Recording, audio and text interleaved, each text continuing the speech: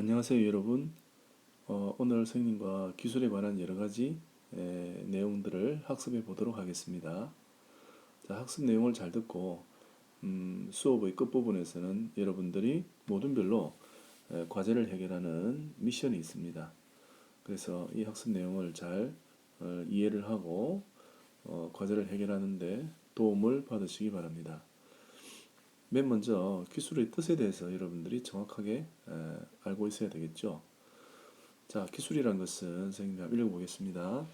인간의 필요, 욕구, 우리가 살다 보면 여러 가지 필요도 있고 또 만족시키기 위한 욕심이 생길 수가 있겠죠. 자, 그것을 만족시키기 위해서 자원의 형태를 변화시키는 이런 수단이나 활동을 말합니다. 다시 한번 읽어보겠습니다. 기술이란 인간의 필요와 욕구를 충족시키기 위해서 자원의 형태를 변화시키는 이런 수단이나 활동을 말하겠습니다. 아래쪽에 그림을 같이 보도록 하죠. 자, 원시인.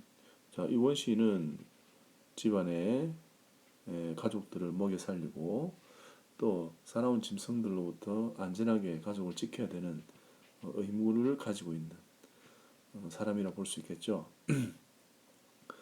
자, 이 앞에 보면 멧돼지가 있는데 이 멧돼지를 잡아야만이 가족들의 저녁 식사를 해결할 수가 있습니다. 그러면 어떻게 해야 될까요? 자, 이 원신이 할 수 있는 방법은 자연 속에 흩어져 있는 여러 가지 도구나 재료를 이용해서 이 멧돼지를 잡을 수 있는 창을 만들어야 되겠죠.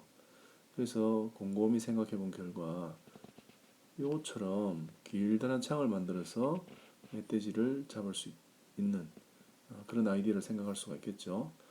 자, 그래서 이 원신이 생각한 창은 자원의 형태를 변화시키는 수단이나 활동이 되겠죠. 즉, 단단한 나무를 날카롭게 깎아서 멧돼지를 잡을 수 있도록 변화시키는 이런 활동을 했습니다. 이것이 바로 이런 활동을 바로 기술이라고 말을 할 수가 있겠죠. 자, 다음 슬라이드를 보겠습니다. 자, 우리가 앞에 슬라이드에서 기술의 뜻에 대해서 정확하게 알았습니다. 자, 그러면 이 기술력은 어떤 식으로 투입이 되고 또 결과물을 얻을 수 있는지 그 시스템에 대해서 알아보겠습니다.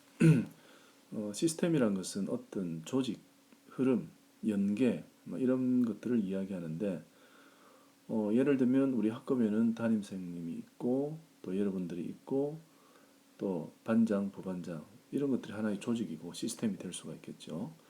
자, 기술도 마찬가지로 어떤 시작과 그 과정과 끝을 통해서 완제품이 생산된다고 볼 수가 있겠습니다. 자, 예를 들면 여러분들이 점심때쯤 목이 좀 말라요.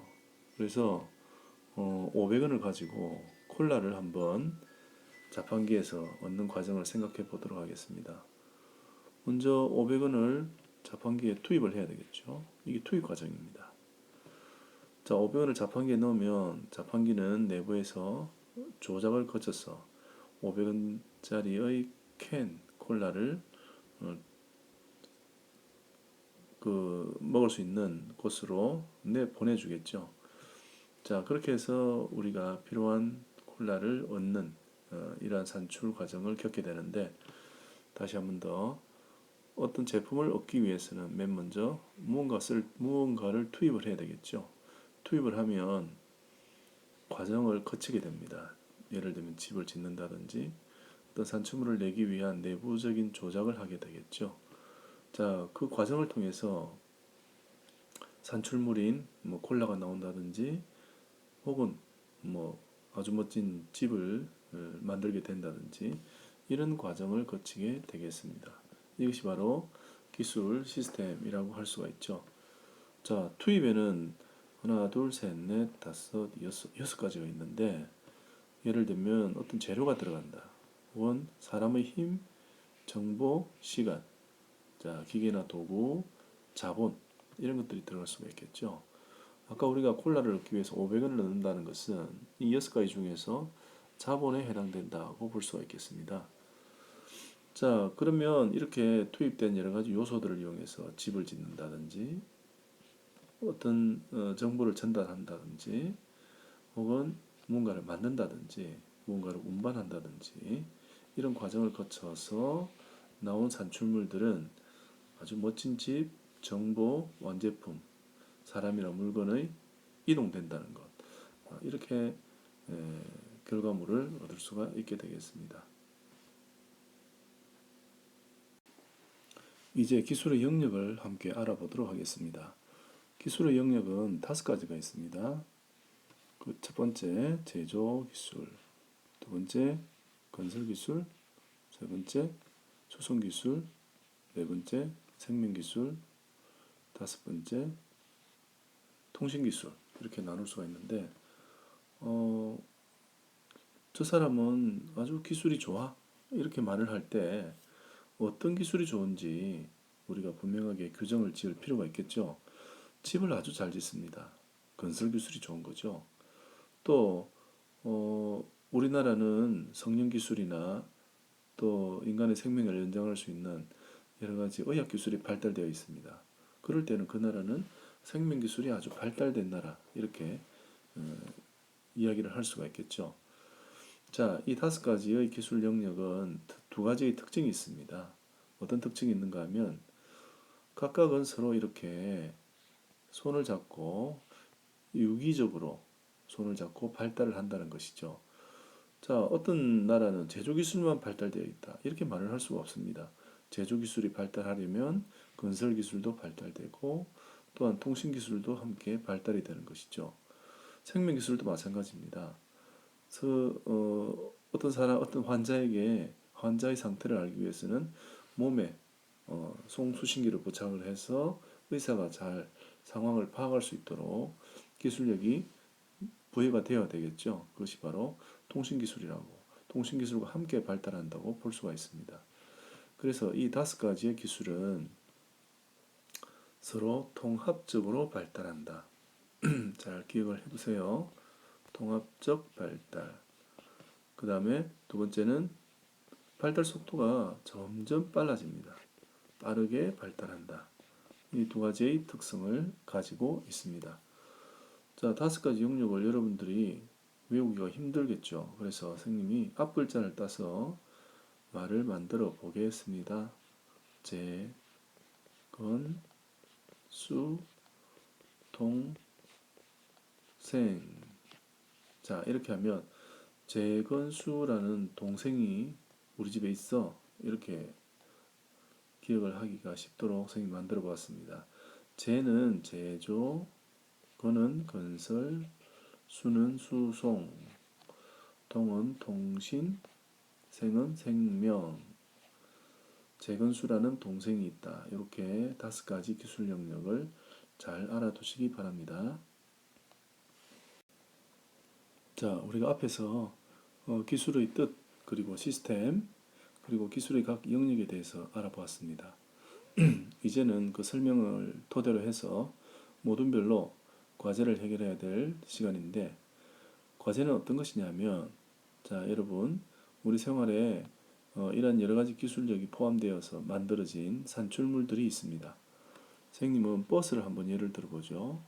자, 이 버스는 우리의 생활을 굉장히 편리하게 하고 있는데, 이 버스가 어떤 기술이 서로 통합되어서 만들어졌는지, 그리고 또 운행이 되고 있는지, 이걸 잘 생각한다면, 기술에 포함된 여러 가지 유기적인 요소들을 찾아낼 수가 있을 겁니다.